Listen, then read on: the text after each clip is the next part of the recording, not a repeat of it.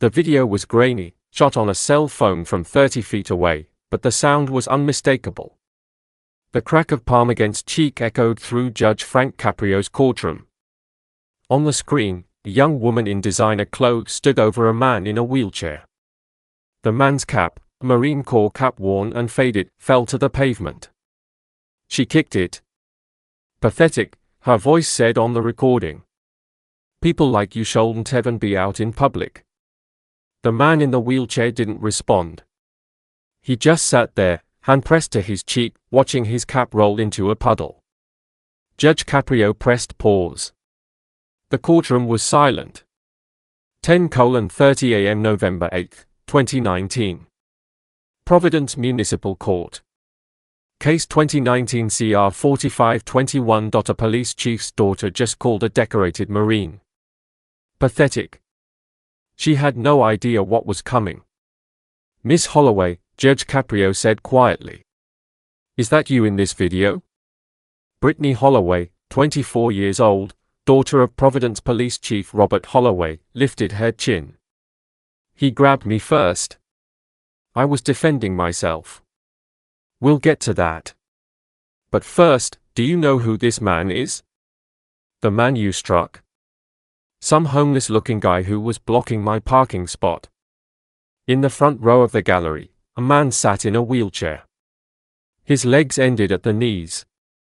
His hands, calloused working hands, rested on the wheels. He wore a simple flannel shirt, clean jeans, and a jacket covered in patches. Military patches, unit insignias, a purple heart pin. Beside him, a yellow Labrador and a service vest sat perfectly still. The dog's name stitched on the vest was Sergeant. The man's name was William Crawford, Billy to his friends. Sergeant First Class Crawford to the Marines he'd served with in Afghanistan. He hadn't looked at Brittany once. His eyes were fixed somewhere past the courtroom windows, on the grey November sky, on something no one else could see. On the bench beside Billy sat a bouquet of flowers. Pink roses wilted now. They'd been in his car that day. They'd never made it to their destination. Tell us where you're watching from in the comments, because what unfolds in this Providence courtroom will stay with you. In the back corner of the gallery, far from the family section, Police Chief Robert Holloway sat alone. He hadn't announced himself. He hadn't worn his uniform, just a grey suit, head bowed low. He'd arrived 30 minutes early. He hadn't sat with the court officers who recognized him. He'd chosen to be invisible. Mrs. Patricia Sullivan, the court clerk, opened the case file. Case number 2019 CR 45291, the State of Rhode Island vs. Brittany Michelle Holloway. Charges include simple assault, harassment, disorderly conduct, and violation of the Americans with Disabilities Act for harassment of a disabled person. Brittany's lawyer, Charles Whitmore, stood immediately. "Your Honor, my client maintains she acted in self-defense." Mr. Crawford grabbed her wrist and she responded instinctively. "We request all charges be dismissed. We'll hear the evidence first, Mr. Whitmore." "Of course, Your Honor, but I'd like the court to note my client has no prior criminal record, comes from an upstanding family, and I'm aware of who her father is, Mr. Whitmore. It won't affect my judgment." Brittany leaned toward her lawyer and whispered loudly enough for the first row to hear. "This is ridiculous. Daddy said this would be handled." Case file note attached. Statement from Police Chief Robert Holloway. "I am requesting that my daughter receive no special consideration. She must face the same justice as any citizen. I will not intervene." Ear Holloway badge. George Adwan in the back corner. Chief Holloway's jaw tightened. His daughter didn't know he was there. She didn't know about the letter. She thought he was making calls, pulling strings, making this disappear like he always did. She was wrong. "Miss Holloway," Judge Caprio said, "please tell the court your version of events." Brittany straightened, confident, rehearsed. "I was driving to brunch with friends. I was running late. I saw an open handicap spot near the restaurant. Do you have a handicap permit?" "No, But I was only going to be there for an hour. The spot wasn't really being used. This man was just sitting there in his wheelchair blocking the space. He was parked in the space, Miss Holloway. Legally, he has handicapped plates. Well, I didn't know that. I asked him politely to move and he became hostile. Define hostile.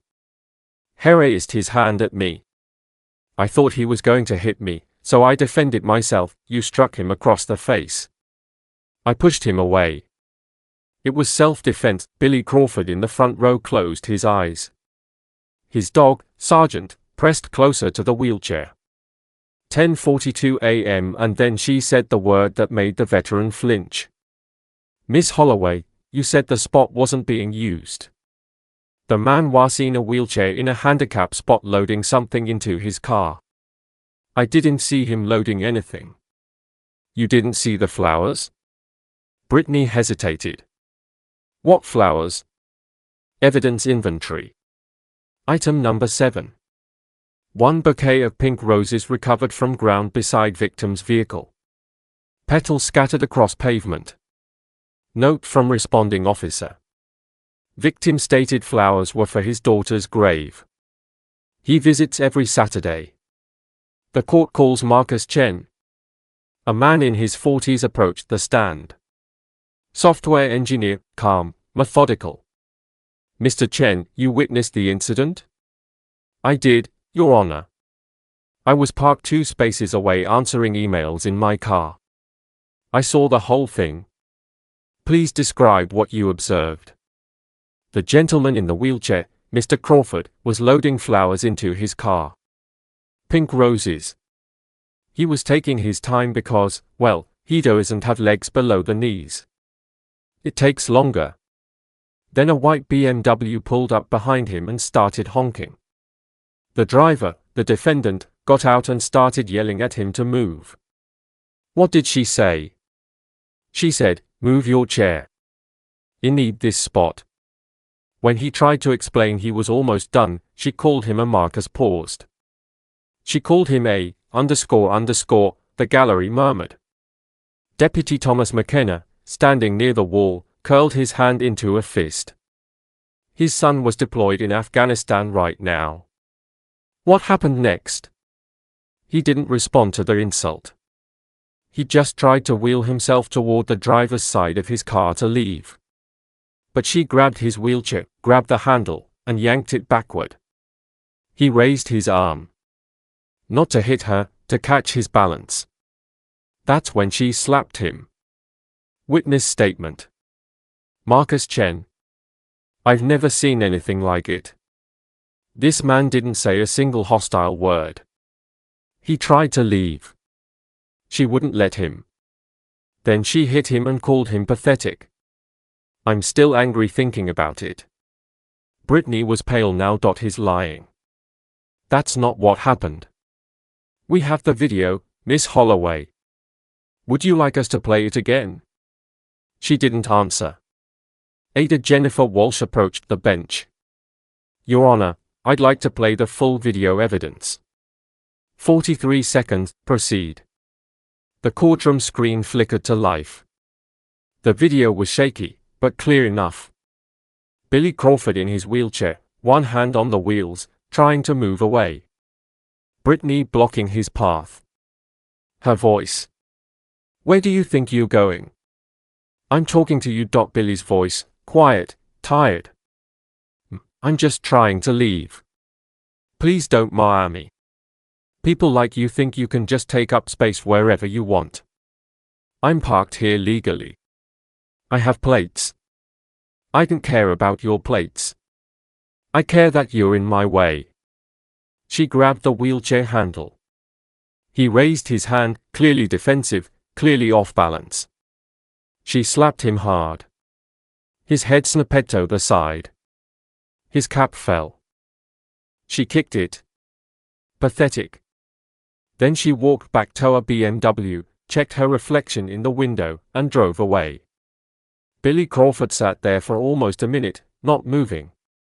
Then slowly he wheeled himself to his cap. He picked it up. He held it to his chest. The video ended. Evidence photo number 4. Marine Corps cap on wet pavement.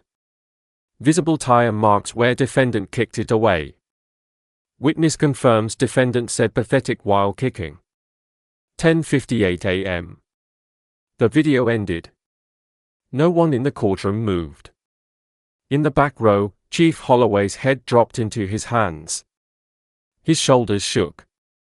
The man who had commanded a police force for 12 years was crying silently. Judge Caprio turned to Brittany. Self-defense, Miss Holloway. She had no answer.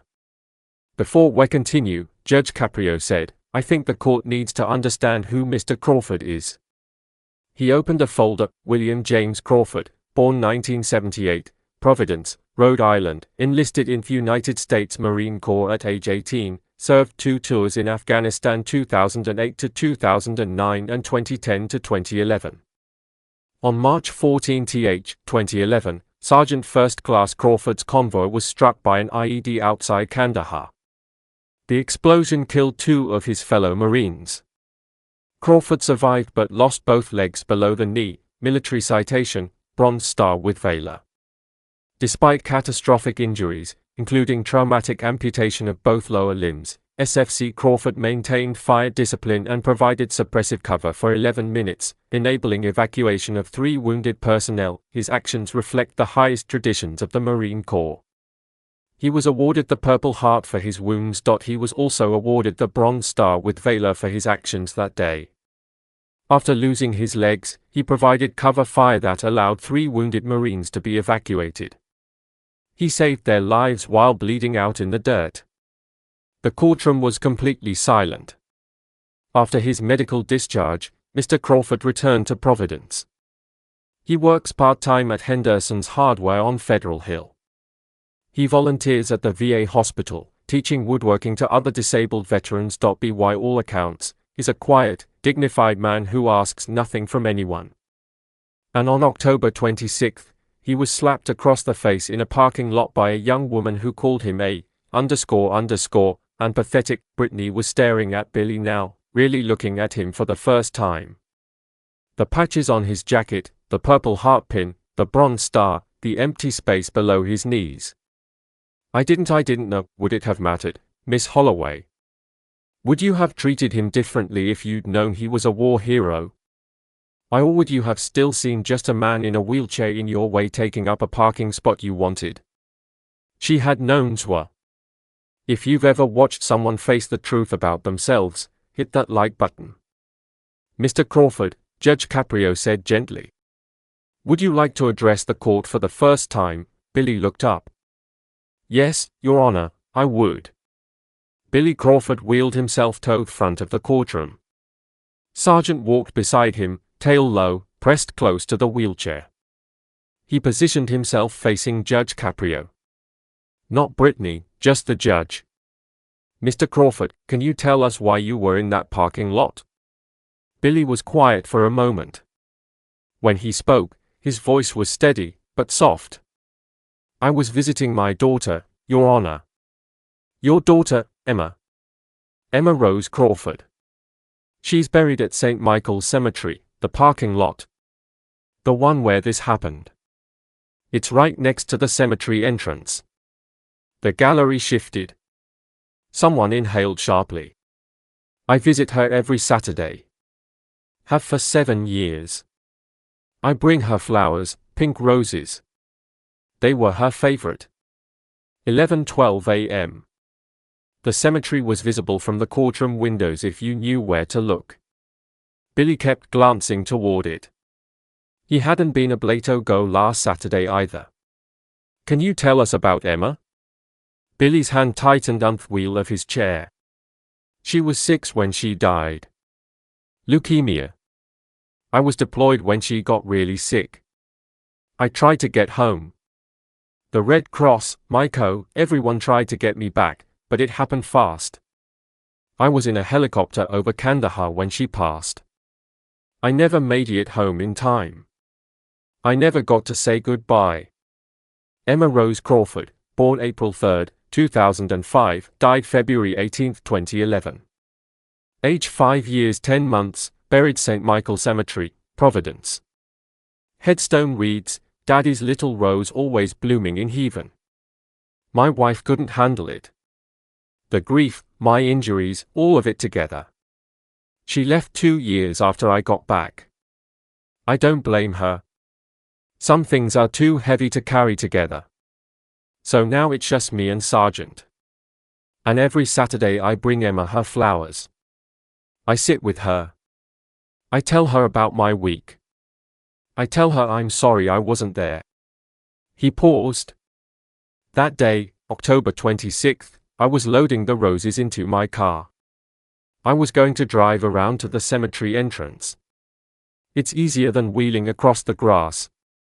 And then that woman started honking, screaming at me. She called me a __. She said people like mess shouldn't be out in public. I didn't say anything back.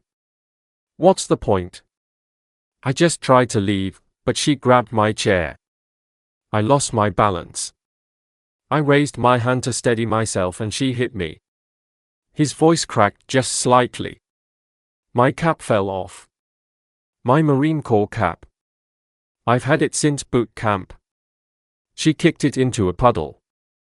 VA medical report. Patient William Crawford. Assessment following assault. Bruising to left cheek.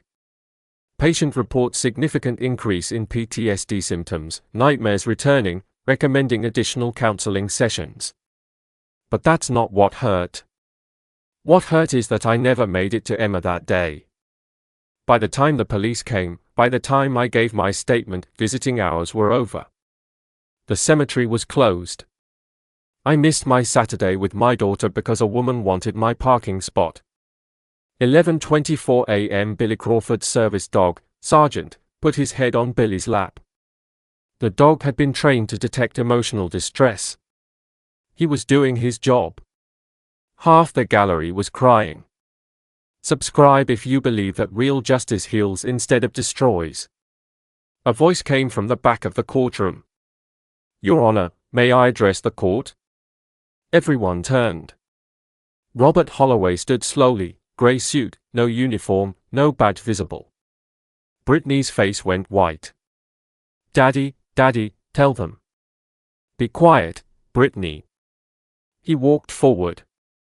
His steps were heavy, deliberate. He looked like a man carrying something enormous on his shoulders. Your Honor, I'm Robert Holloway, Chief of the Providence Police Department. I know who you are, Chief. I'm not here as the police chief. I'm here as a father who failed and as a veteran who needs to apologize to a fellow veteran. He reached into his jacket and removed his badge. He set it on the clerk's desk. I don't want this to influence anything. I'm just a man today. 11:31 a.m. Chief Robert Holloway, 12 years commanding Providence PD, Vietnam veteran, Purple Heart recipient, set his badge on the clerk's desk. He faced the court not as a chief, but as a father, and he was ashamed. Mr. Crawford. I served 2 tours in Vietnam. 1969 to 1971. 101st Airborne. I know what it costs. You know what you gave. And my daughter called you a __. She struck you. She kicked your cap in the mud. A cap that means something. A cap you earned. I am sorry. Not as a police chief. As one veteran to another, as a man to a man. I am deeply, profoundly sorry. Billy looked at him for a long moment. You served in Vietnam. Yes, sir, then you know I know. Welcome home, Chief. Nobody said it enough back then. Robert Holloway's composure shattered. Tears ran down his face. Thank you, thank you. Chief Holloway's service record. U.S. Army 101st Airborne Division 1969-1971.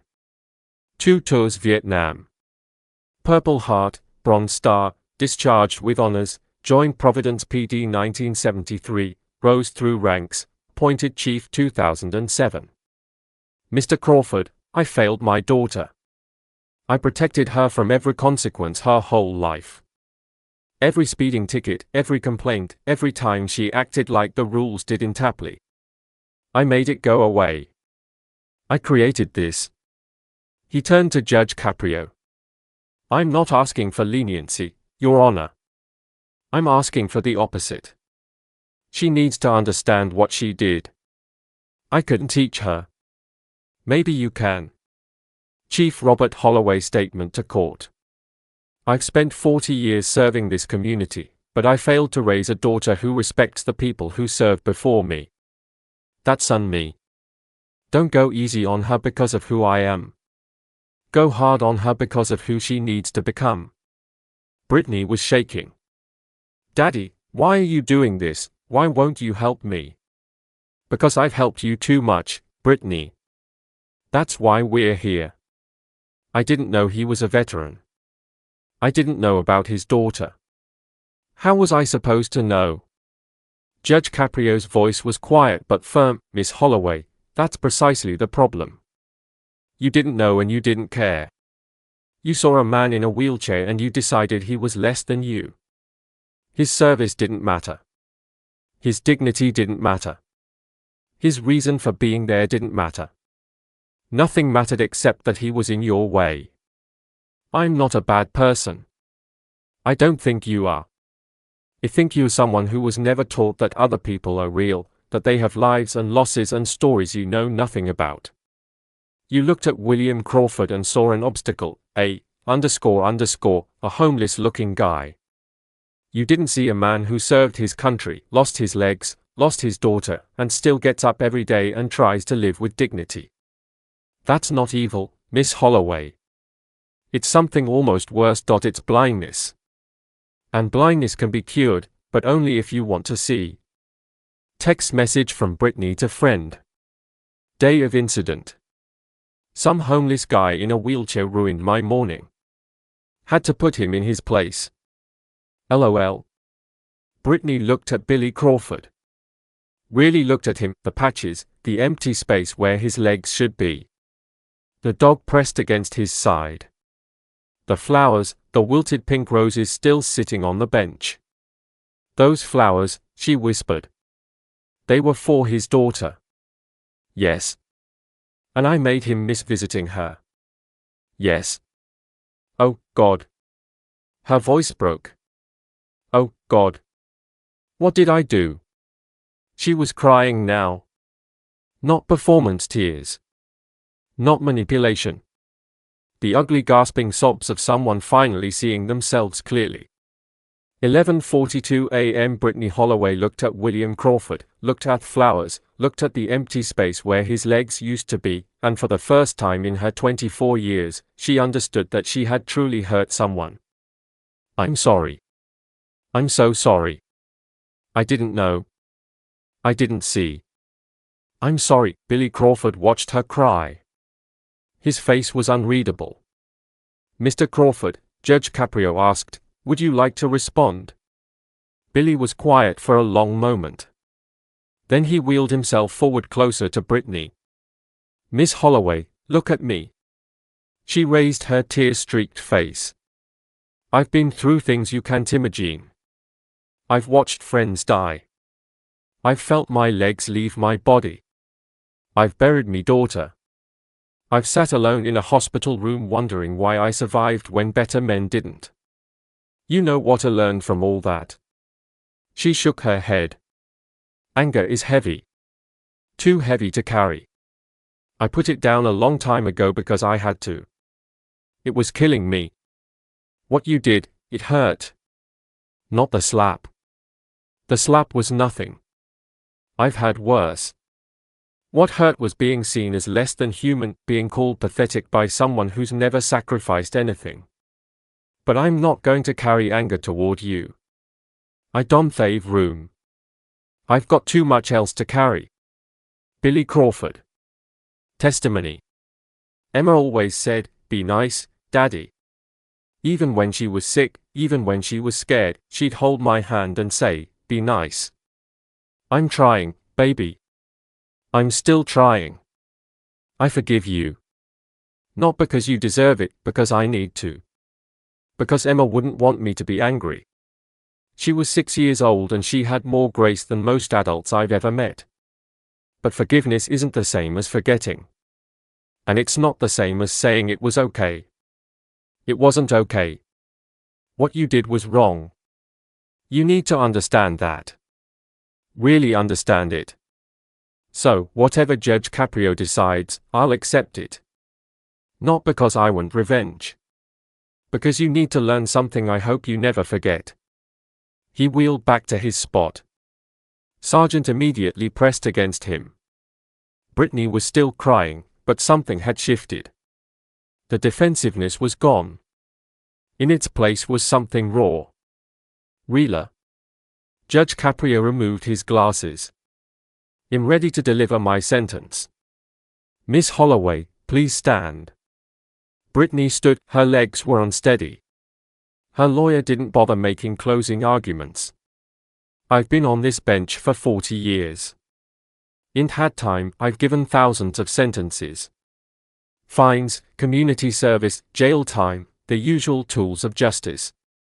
But this case isn't usual, and the usual tools aren't enough. I find you guilty of simple assault, harassment, and disorderly conduct. I'm dismissing the ADA charge, not because you didn't violate it, but because the other charges are sufficient. Here is my sentence. First, 18 months probation. Any violation, any arrest, any confrontation, any hint that you haven't learned, and you go directly to jail for 90 days. Second, a fine of $2,500. This money will be donated directly to the Rhode Island Disabled Veterans Fund.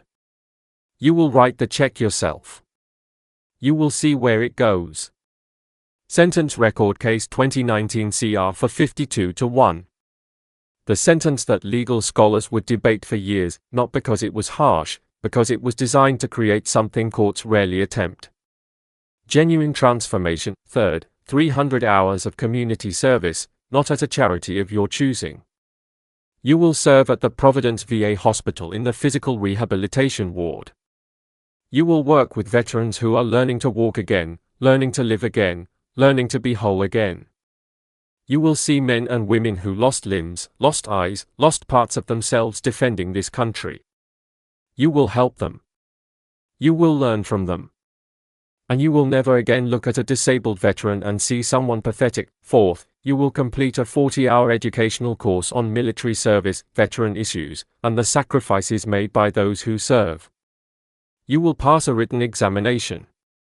If you fail, you start over.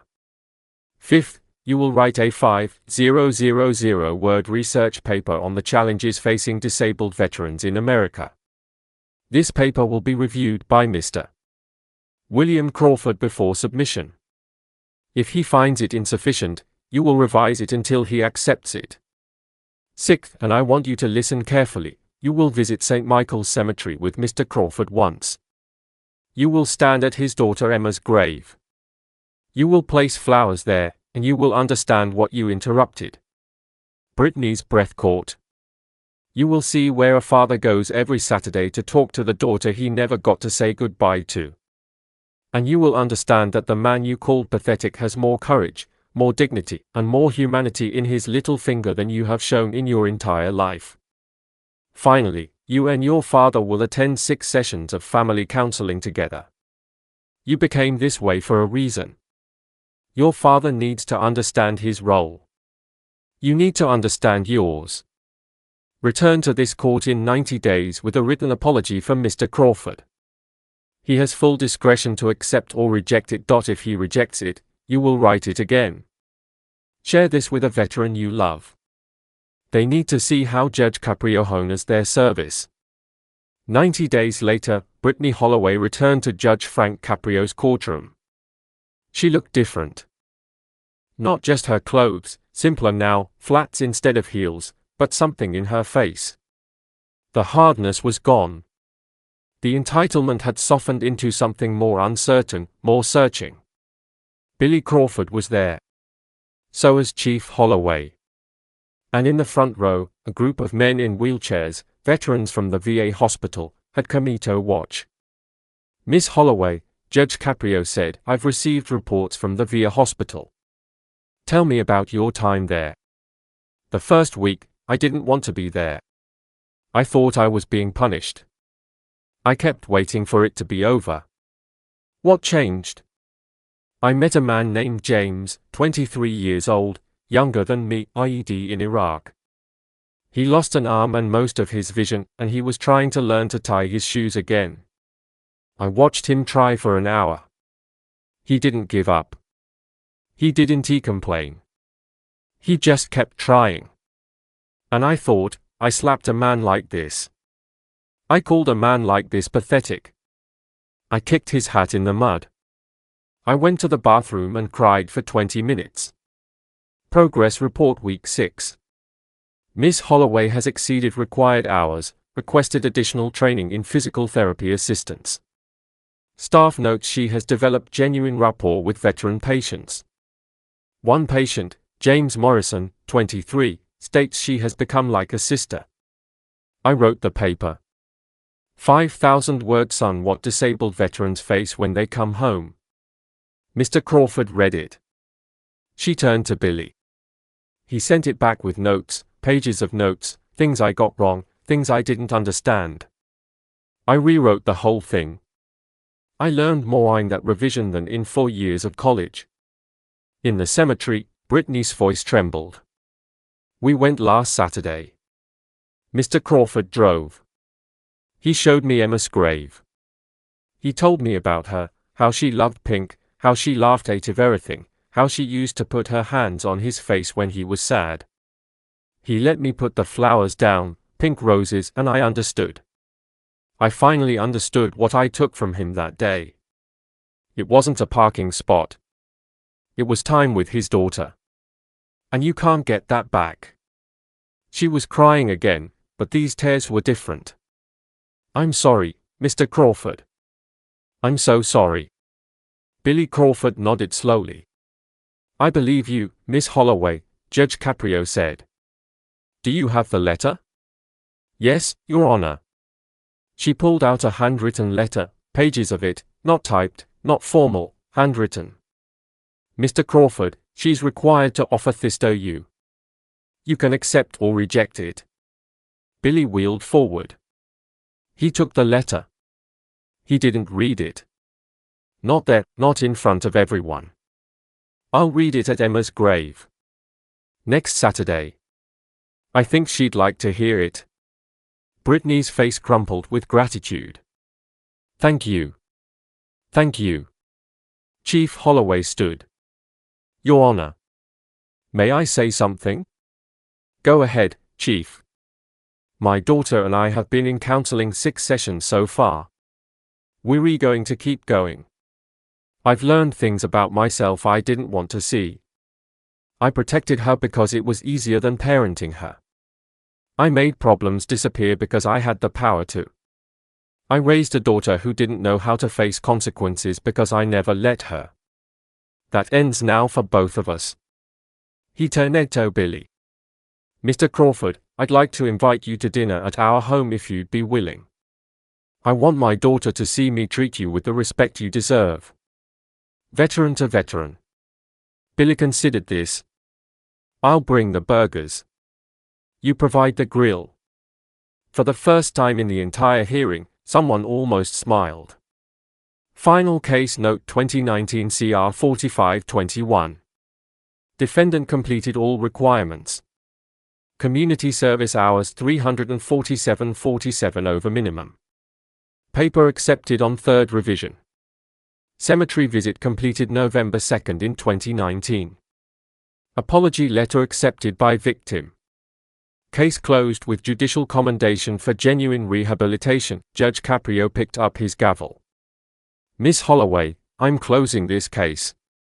You've completed your sentence more than completed it. But I want you to remember something. The man you slapped in a parking lot could have demanded jail time. He could have demanded maximum punishment. He had every right. Instead, he gave you grace. He forgave you before you deserved it. That's what a hero looks like. Not the medals, not the citations, the character. Don't waste what he gave you. I won't, Your Honor. I promise. The gavel fell. And in a Providence courtroom, a young woman who had never faced a consequence learned something that no fine or jail time could have taught her. That the people we dismiss, the people we see as obstacles, the people we call pathetic, they carry stories we know nothing about. They carry sacrifices we can't imagine. They carry losses that would break most of us. Billy Crawford lost his legs for his country. He lost his daughter while defending strangers overseas. He lost his wife to grief that was too heavy to bear. And when a young woman slapped him in a parking lot and called him pathetic, he responded with the only thing he had left. Grace. That's not weakness. That's the strongest thing a human being can do. Like this video if you miss Judge Caprio and tell us in the comments what would you have done in his place. This is a dramatization created for storytelling and educational purposes.